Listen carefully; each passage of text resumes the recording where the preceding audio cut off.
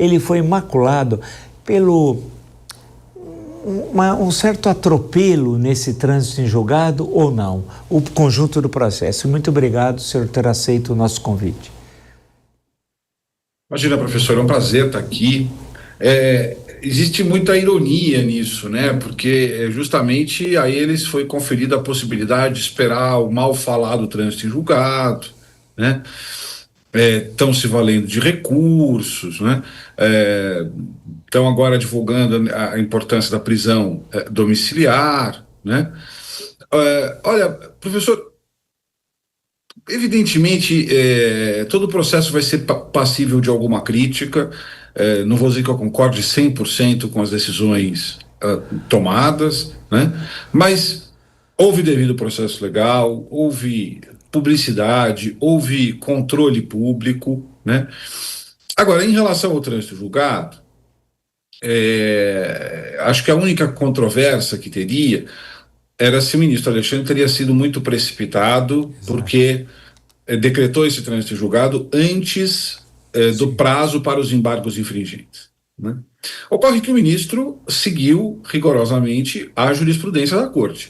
Embargos infringentes hoje só são cabíveis na hipótese de 2 votos absolutórios, o que não é o caso, né? Talvez melhor teria sido a defesa ter oposto esses embargos infringentes dentro do prazo de declaração, para, enfim, justamente impedir esse trânsito, que já estava anunciado, né, professor? Quando ele decreta a preventiva do Bolsonaro, um dos elementos que ele coloca ali é a proximidade do trânsito julgado. Então essa era uma bola cantada, digamos assim, né? Não quero me alongar muito, mas o ministro Alexandre jogou com o regimento embaixo do braço. Professor Wellington Arruda, essa questão que nós até trabalhamos ontem, professor e doutor Wellington Arruda, a questão será que houve uma expressão vulgar, né? Um assodamento do ministro Alexandre de Moraes em relação ao trânsito em julgado ou não? Professor Vila, mais uma vez, obrigado pelo convite, obrigado por estar aqui na presença do nobre, excelentíssimo professor Álvaro e do tão conhecido e brilhante professor Tangirino. Eu sigo a linha do professor Tangirino. Me parece que não houve assodamento na medida em que a jurisprudência do Supremo Tribunal Federal foi acompanhada de maneira muito rigorosa. Talvez fosse ali aguardar o prazo dos infringentes se houvesse espaço para embargos infringentes.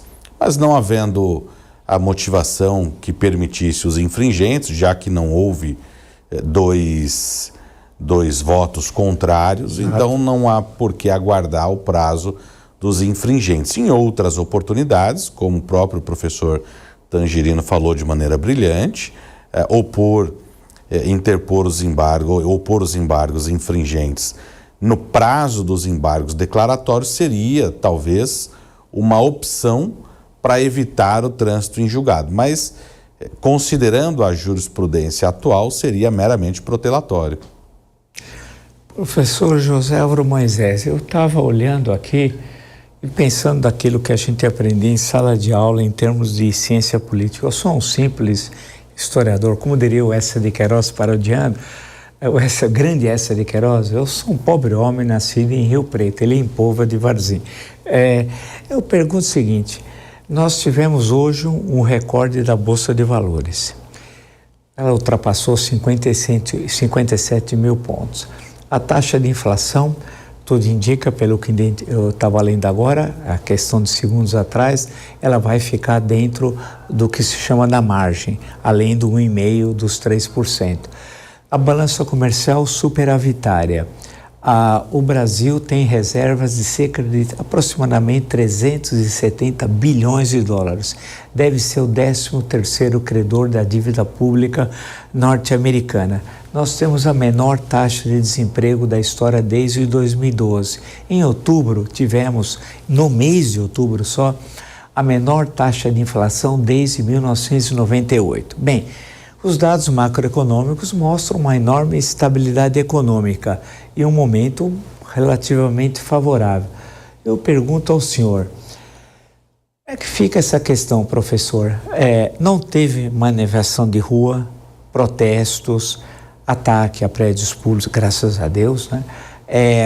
Foi tudo recebido com relativa naturalidade e o mercado, que nunca me apresentaram, professor, não sei se é alto ou baixo, gordo ou magro, não sei a sua idade, nada disso, parece que reagiu muito bem.